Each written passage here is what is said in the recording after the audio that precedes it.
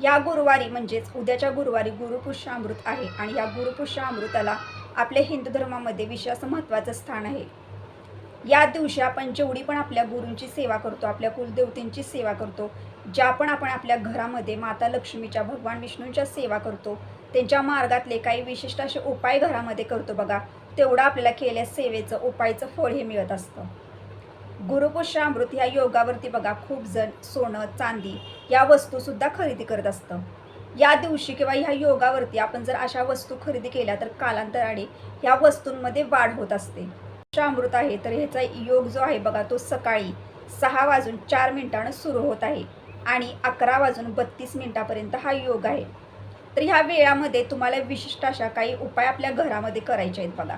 तर तुम्हाला कोणते ह्या वेळामध्ये उपाय करायचे आहेत किंवा दिवसभरामध्ये तुम्हाला कोणत्या सेवा करायच्या आहेत, कोणते उपाय करायचे आहे याविषयी सुद्धा सांगेन.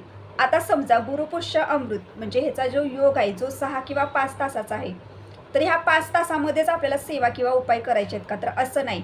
हा संपूर्ण जो दिवस आहे ना उद्याचा, हा दिवस ना गुरुपुष्य अमृतच आहे. तर तुम्ही दिवसभरामध्ये तुम्हाला जेव्हा शक्य होईल तेव्हा तुम्ही सेवा करू शकता आणि काही महत्त्वाचे उपायसुद्धा करू शकता.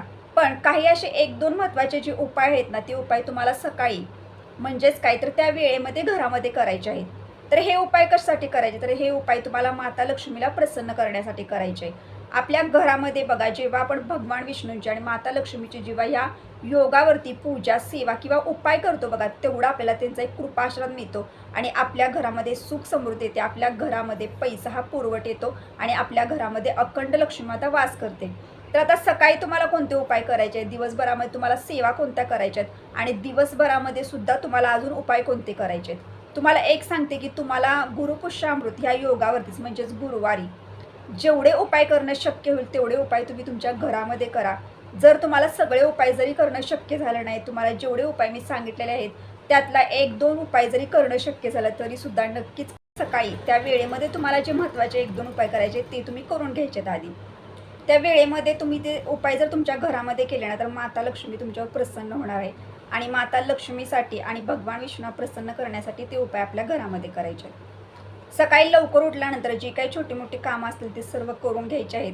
अंघोळीच्या पाण्यामध्ये आपल्याला महत्त्वाची वस्तू टाकूनच आपल्याला उद्या अंघोळ करायची आहे बघा.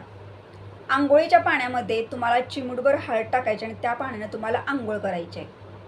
यामुळं काय होतं तर आपल्यातली जी पण नकारात्मकता असते, जी पण काही आपल्या मनामध्ये अशांतता असते, मनामध्ये वाईट विचार असतात, ते सर्व निघून जातात. आपलं मनसुद्धा एक शांत होतं आणि आपल्या मनामधील नकारात्मकता जाऊन मनामध्ये सकारात्मकता येते. यासाठी तुम्हाला त्या गोष्टी करायच्या आहेत. अंघोळीच्या पाण्यामध्ये चिमूटभर हळद टाकून अंघोळ केल्यानंतर तुम्हाला त्यानंतर काय करायचे, काय घरातली छोटी मोठी कामं असतील ती सर्व करून घ्यायची आहेत आणि त्यानंतर तुम्हाला महत्त्वाचं काम त्या दिवशी सकाळी करायचं आहे बघा. आपल्या दाराची जी चौकट असते ती चौकट तुम्हाला स्वच्छ पाण्यानं पुसून घ्यायचं आहे. अशा महत्त्वाच्या दिवशी तुम्ही तर तुमच्या घरामध्ये असे उपाय जर केले ना तर तुम्हाला त्याचं जास्त फळ मिळत असतं. पूर्ण जी चौकट असेल, प्रवेशद्वाराचं जे मुख्य प्रवेशद्वाराचं जे दार असतं बघा, ते दारसुद्धा आपल्याला स्वच्छ पाण्यानं पुसून घ्यायचं आहे. एक ओलं फडकं करून घ्या आणि त्यानं सर्व चौकट वगैरे आणि दार जे असेल ते स्वच्छ पुसून घ्या. त्यानंतर आपल्याला काय करायचं, त्यानंतर आपल्याला पहिल्यांदा ना उंबरट्याचं पूजन करायचं आहे. उंबरट्याला हळदीचं लेपन हे उद्या तुम्हाला करायचं आहे. उंबरट्याला हळदीचं लेपन करून घ्यायचं आहे. उंबरट्याला हळदीचं लेपन करून झाल्यानंतर तुम्हाला उंबरट्याची पूजा करून घ्यायची, हळदी कुंकू वगैरे लावून घ्यायचं. फूल असेल तर फूल तुम्ही उंबरट्याला ह्या साईडला एक ह्या साईडला एक ठेवू शकता आणि उंबरट्याजवळ सुद्धा तुम्ही एक दिवा लावू शकता तुपाचा. ही सेवा खूप महत्त्वाची आहे आणि ही सेवा तुम्हाला सकाळीच करून घ्यायची आहे. ज्या वेळेला तुम्ही उंबरट्याचं पूजन त्या वेळेमध्ये करणार ना बघा, तेव्हा तुमच्या घरामध्ये सुख समृद्धी नक्कीच येणार. एक घरामध्ये शांतता राहणार आणि घरामध्ये जी वाईट शक्ती, जी पण नकारात्मकता प्रवेश करते ती प्रवेश करत नाही. त्याचप्रमाणे बघा उंबरठा पूजन वगैरे सर्व झाल्यानंतर आता सकाळची वेळ आहे. सकाळच्या वेळेला आपल्याला सर्व गोष्टी करून घ्यायच्या आहेत. पहिल्यांदा आपल्याला काय करायचं आहे तर उंबरठा पूजन झाल्यानंतर आपल्याला पहिल्यांदा देवपूजा करायची आहे. आता गुरुवार आहे, गुरुपुष्य अमृत आहे. स्वामींची मूर्ती असेल तर मूर्तीला अभिषेक करायचा, फोटो असेल तर फोटो स्वच्छ पाण्याने पुसून घ्यायचा, सर्व देवांना अभिषेक करायचा, सर्व देवांची पूजा वगैरे करून घ्यायची. देवघरामध्ये तुमच्याकडे जी फुलं असतील ती फुलं सर्व अर्पण करून घ्यायची, व्यवस्थित पूजा वगैरे सर्व करून घ्यायची आणि त्यानंतर सकाळच्या वेळेमध्ये तुम्हाला अशा ठिकाणी स्वस्तिक काढायचं आहे. आता तुम्हाला सर्वांना माहिती आहे की स्वस्तिक हे किती महत्त्वाचं आहे.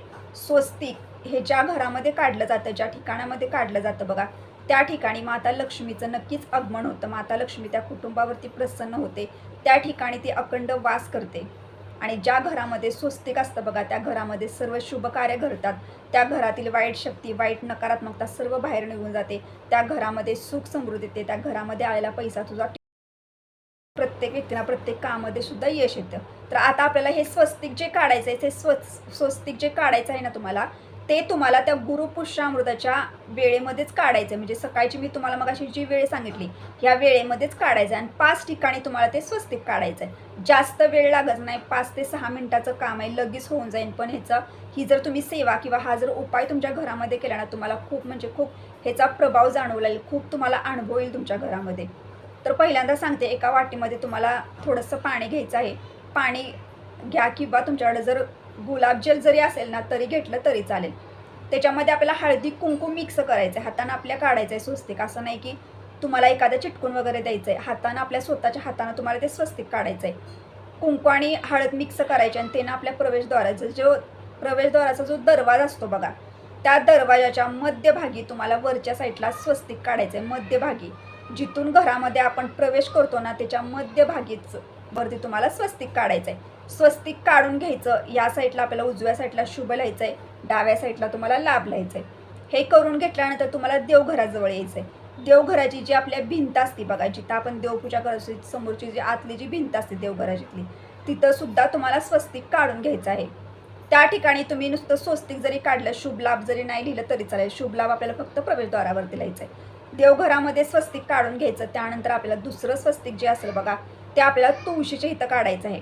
आता तुम्हाला नेहमीप्रमाणे आपण तुळशीला जल अर्पण करतो, तुळशीसुद्धा पूजा सेवा घरामध्ये करत असतो.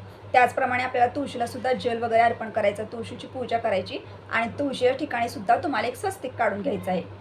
तुळशीच्या इथं स्वस्तिक काढल्यानंतर आपल्याला आपल्या किचनमध्ये बघा, तुम्हाला सर्वांना माहिती आहे की किचनमध्ये आपण जिथं अन्न बनवत असतो तिथं अन्नपूर्णाचा वास असतो आणि त्या ठिकाणी तुमची जे गॅस आहे, गॅसच्या ठिकाणी सुद्धा तुम्हाला गॅसवरती किंवा गॅसच्या बाजूला जरी जागा असेल तिथं जरी तुम्ही एखाद्या ठिकाणी स्वस्तिक काढलं तरी सुद्धा चालेल.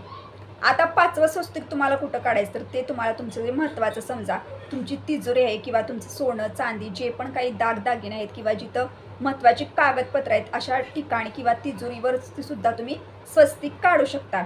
आता स्वस्तिक वगैरे काढल्यानंतर काय करायचं, तर पहिल्यांदा बघा आपण दारावरती स्वस्तिक काढले, तिथं आपल्याला नमस्कार करायचा आहे. किचनमध्ये नमस्कार करायचा, देवघरामध्ये स्वस्तिकाला नमस्कार करायचे तर काढले. तिजोरीवर जे स्वस्तिक काढले त्यांना सुद्धा नमस्कार करायचा. तुळशीजवळ स्वस्तिक काढले त्यांचं सुद्धा दर्शन घ्यायचं. आता तुम्हाला सेवा ज्या असतील त्यात सेवा तुम्ही दिवसभरामध्ये कधीही करू शकता. सकाळी करू शकता, दुपारी 4:30 वाजता करू शकता, संध्याकाळी 3:00 वेळेला 8-8:30 वाजता जरी तुम्ही केल्या ना, 3:00 वेळेला केल्या किंवा ज्यांना जॉबवरून आल्यानंतर शक्य होईल त्यांनी तेव्हा केल्या तरीसुद्धा चालेल. दिवसभरामध्ये तुम्ही कधीही सेवा करू शकता. त्याचप्रमाणे अजून 1-2 उपाय तुम्हाला सांगितणार आहे. ते उपाय तुम्ही संध्याकाळीसुद्धा करू शकता किंवा तुम्ही दुपारी जेव्हा शक्य होईल तेव्हा जरी केलं तरीसुद्धा चालेल. तर आता बघा सेवा तुम्हाला सांगते की सेवा खूप महत्त्वाच्या आहेत बघा. सेवा जेवढ्या आपण करणार ना तेवढा तुम्हाला एक आपल्या गुरूंचा, आपल्या कुलदेवतेचा एक कृपाशीर्वाद मिळणार आहे बघा. आणि अशा योगावरती तुम्हाला सेवा चुकवायच्या नाही. तर बघा, ज्या वेळेला तुम्ही देवघराजवळ बसून सेवा करणार आहे त्यावेळेला तुम्हाला पहिल्यांदा एक काम करायचं आहे. ह्या ज्या सेवा तुम्ही करत असणार ना त्यावेळेला तुम्हाला देवघरामध्ये ना तुपाचं निरंजन लावायचं आहे बघा. तुपाचं निरंजन लावा, दिवा धूपाती सर्व लावून घ्या, बसण्यासाठी आसन घ्या आणि त्या ठिकाणी मनोभावे मुजरा करा, स्वामींना नमस्कार करा आणि त्यानंतर तुम्ही सेवा करा. आता पहिल्यांदा तुम्हाला सांगते की गुरुपुष्यामृत हे गुरुवार आहे, आपल्या स्वामींच्या सेवा आपल्याला चुकवायच्या नाहीत. नित्य सेवा 11 माळी जप हे तुम्हाला करायचं आहे. तारक मंत्राचं पठणसुद्धा तुम्हाला करायचं आहे बघा. आणि सर्वात महत्त्वाची एक गोष्ट सांगते की स्वामी सेवेकरांना एक गोष्ट मी सांगते की तुम्हाला जर उद्या शक्य असेल ना तर खरंच सांगते की तुम्ही एक पाठ तुमच्या घरामध्ये श्री स्वामी चरित्र सारामृताचा एक पाठ नक्की करा. 1 ते 21 अध्यायांचं एक पारायण तुम्ही घरामध्ये एका बैठकीमध्ये करू शकता. हा एक पारायण जरी तुम्ही घरामध्ये केलं ना तरीसुद्धा तुम्हाला स्वामींचा एक कृपाशीर्वाद मिळेल. तुमच्या आयुष्यातील अडचणी संकटे नक्की दूर होतील बघा. तुम्हाला शक्य असेल तर तुम्ही स्वामी चरित्र सारामृताचं पारायणसुद्धा घरामध्ये करू शकता. एक माळ तुम्हाला श्री स्वामी समर्थ महाराजांची करायची, एक माळ तुम्हाला गायत्री मंत्राची करायची, एक माळ तुम्हाला नवार्ण मंत्राची जी आपल्या कुलदेवतेचा मंत्र आहे त्या मंत्राची तुम्हाला एक माळ करायची आहे. त्यानंतर आपल्याला विष्णू सहस्रनामाचं 1 वेळा पठण करायचं आहे, व्यंकट स्तोत्राचं 1 वेळा पठण करायचं आहे. त्यानंतर तुम्हाला पुरुष सुक्ताचं 1 वेळा पठण करायचं. त्यानंतर आपल्याला स्त्री सुक्ताचं 1 वेळा पठण करायचं आहे. त्यानंतर आपल्याला महालक्ष्मी अष्टकम हे 1 वेळा आपल्या घरामध्ये पठण करायचं आहे. या सेवा खूप महत्त्वाच्या आहे. सेवा नक्की करा. ह्या सर्व सेवा पठण करायला तुम्हाला जास्त वेळ लागणार नाही. तुम्ही नक्की वेळात वेळ काढा आणि ह्या सेवा करा. हे सर्व तुम्हाला आपल्या नित्यसेवेच्या पुस्तकामध्ये आहेत बघा, मंत्र वगैरे नक्की पठण करा घरामध्ये. कसं असतं, या योगावरती आपण जेवढ्या सेवा करतो ना तेवढ्या सेवेचं फळ आपल्याला विशिष्ट प्रकारे मिळत असतं. यासाठी सांगते की गुरुवार आहे, गुरुपुष्यामृत आहे, तर सेवा चुकवू नका. आता तुम्हाला हे पण मगाशी मी सांगितलं की स्वामींची सेवा तुम्हाला चुकवायची नाही. गुरूंची सेवा करणं खूप महत्त्वाचं आहे. गुरुपुष्यामृता दिवशी म्हणजे त्या दिवशी तुम्हाला नित्यसेवा चुकवायची नाही. आणि त्याचप्रमाणे तारक मंत्र संध्याकाळी तुम्हाला पठण घरामध्ये करायचं आहे. 1 वेळा तरी तारक मंत्राचं पठण तुम्हाला करायचं आहे. आता त्यानंतर तुम्हाला संध्याकाळी उपाय किंवा सेवा कोणत्या करायच्या, तर बघा, संध्याकाळी ना तिनिसांच्या वेळेला आवर्जून तुम्हाला ना तुमच्या तुळशीच्या म्हणजे तुळशी वृंदावनामध्ये एक छोटासा तुपाचा दिवा लावायचा आहे. तुळशीजवळ तुपाचा दिवा लावणं हे खूप महत्त्वाचं असतं. हे जर तुम्हाला दररोज शक्य असेल तर यासाठी सांगते की तुपाचा दिवा नक्कीच गुरुपुष्यामृता दिवशी तुळशीमध्ये नक्कीच तुम्ही लावा तिनिसांच्या वेळेला. त्याचप्रमाणे संध्याकाळी आपल्या पितरांसाठी सुद्धा दक्षिणा तोंड करून एक दिवा लावायचा आहे. तर तुम्ही प्रवेशद्वाराच्या बाहेर एक दक्षिणा तोंड करून एक दिवा लावू शकता. मग दिवा लावत असताना तुम्ही साधी मातीची पंती घेऊन जरी तो दिवा जरी लावला ना 2 वातींची 1 वात करून तरी चालेल, पण दक्षिणा तोंड करूनच लावायचा. पितरांचा आशीर्वाद असणं सुद्धा खूप महत्त्वाचं आहे. तर ह्या दिवशी आपल्याला पितरांसाठी सुद्धा ही छोटीशी सेवा घरामध्ये करायची आहे बघा. तर अशा पद्धतीने मी तुम्हाला आजच्या व्हिडिओमध्ये काही महत्त्वाचे उपाय सांगितलेत बघा, सेवा सांगितलेल्या आहेत. त्या सेवा त्या उपाय चुकवू नका, कारण गुरुपुष्यामृत हा योग जो असतो तो खूप महत्त्वाचा योग असतो आणि तो उद्याच बघा गुरुवारी आलेला आहे. त्याचप्रमाणे ह्या दिवशी जर तुम्हाला शक्य असेल तर दानधर्मसुद्धा करा. तुम्हाला सर्वांना माहिती आहे की अशा शुभ मुहूर्तावरती किंवा शुभ योगावरती आपण जेवढं गरजू गरीब व्यक्तींना दानधर्म करतो ना तेवढं सुद्धा आपल्याला आपल्या पितरांचा आशीर्वाद मिळत असतो. यासाठी तुम्हाला जर शक्य असेल तर एखादी गरजू गरीब व्यक्तीला तुम्ही अन्न दान करू शकता, वस्त्रदान करू शकता. तुम्हाला जी वस्तू दान करणं शक्य आहे ती वस्तू तुम्ही दान करू शकता आणि आपल्या पितरांचा सुद्धा आशीर्वाद मिळवू शकता. तर अशा पद्धतीने तुम्हाला आजच्या व्हिडिओमध्ये मी काही सेवा सांगितल्या, काही उपाय सांगितले. तुम्हाला जे उपाय करणं शक्य होईल ते उपाय करा, ती सेवा करा. पण उपाय करा पण सेवा चुकवू नका. मी सांगते सेवा तुम्हाला सर्व करायची आहेत. अशा पद्धतीने तुम्हाला आजच्या व्हिडिओमध्ये मी माहिती दिली आहे. तुम्हाला जर हा व्हिडिओ आवडला असेल तर लाईक करा, शेअर करा, हाईप करा. भेटू आता नेक्स्ट व्हिडिओमध्ये. पण सर्व स्वामी सेवेकरांना श्री स्वामी.